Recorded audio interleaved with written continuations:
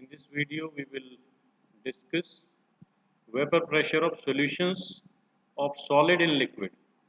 ठीक है, तो हम जो इसमें सॉलिड डिजॉल्व्ड इन लिक्विड इस सॉल्यूशन की बात करेंगे। अभी तक हमने इससे पहले जो बात करी थी वो लिक्विड इन लिक्विड सॉल्यूशंस की थी, जहाँ पर दो वोलेटाइल लिक्विड हैं और हमने रॉल्ड्स लॉ देखा कैसे कि उनके वेपर प्रेशर के ऊपर डिपेंड करता है, वेपर प्रेशर उनका डिपेंड करता है उनके मोल फ्रैक्शन के ऊपर।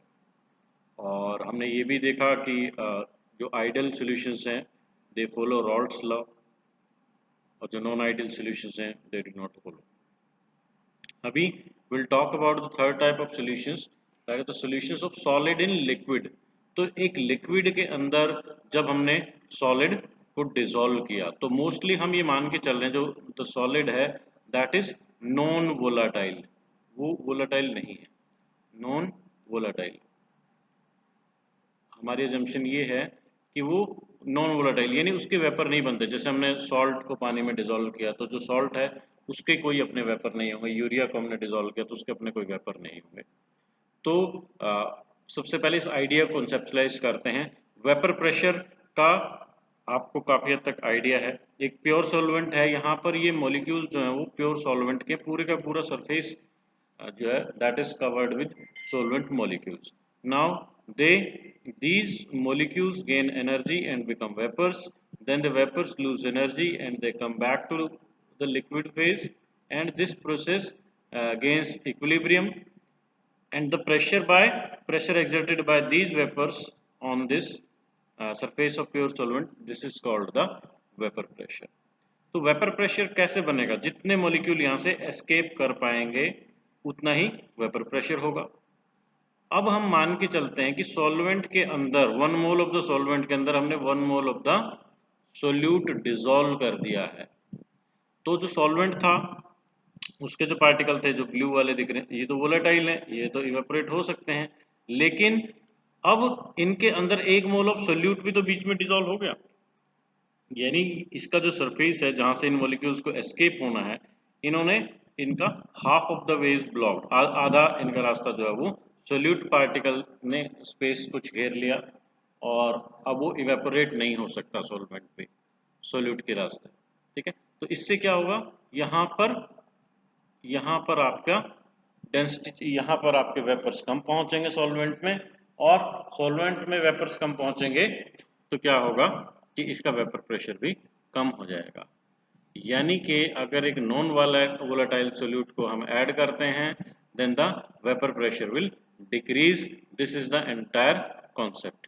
ठीक है, तो एग्जांपल क्या हो सकता है, हमने sodium chloride, glucose, urea, cane sugar, इन सबको पानी में जब हम डिसॉल्व करते हैं तो वेपर प्रेशर में क्या आता है, लोअर हो जाता है, वेपर प्रेशर में कम हो जाता है। ठीक है, और ये क्यों हो जाता है ये हमने अभी देखा। एक और जो सबसे इम्पोर्टेंट चीज़ है वो ये, the decrease in the vapour pressure of the solvent depends on the quantity of the non volatile solute. यानी कि आपने कितने जो सोल्यूट डिसॉल्व किया है वो कितनी अमाउंट में किया है, that is the only factor which will decide the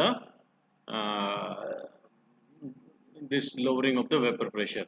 यानी कि आपने मान लो कि 1 मोल सॉल्वेंट यहाँ पर लिया हुआ, उसके अंदर 1 मोल सोल्यूट घोला है, तो वो 1 मोल चाहे यूरिया डिसॉल्व किया हो, चाहे आपने ग्लूकोज डिसॉल्व किया हो, चाहे आपने सोडियम क्लोराइड डिसॉल्व किया हो, जो वेपर प्रेशर कम होगा वो इक्वल ही होगा। यानी कि वो क्या चीज़ ऐड की गई उस पर डिपेंड नहीं करता। Adding 1 mole of the sucrose या एडिंग 1 मोल ऑफ यूरिया, बात एक ही है, यानी अमाउंट ऑफ सब्सटेंस पे डिपेंड करता है। ठीक है, तो अब रॉल्ड्स लॉ हम पहले से ही जानते हैं, लेकिन अब रॉल्ड्स लॉ कैसे मॉडिफाई हो जाएगा, for any solution the partial, this is one and same thing, the partial vapour pressure of each volatile component in the solution directly proportional to its mole fraction.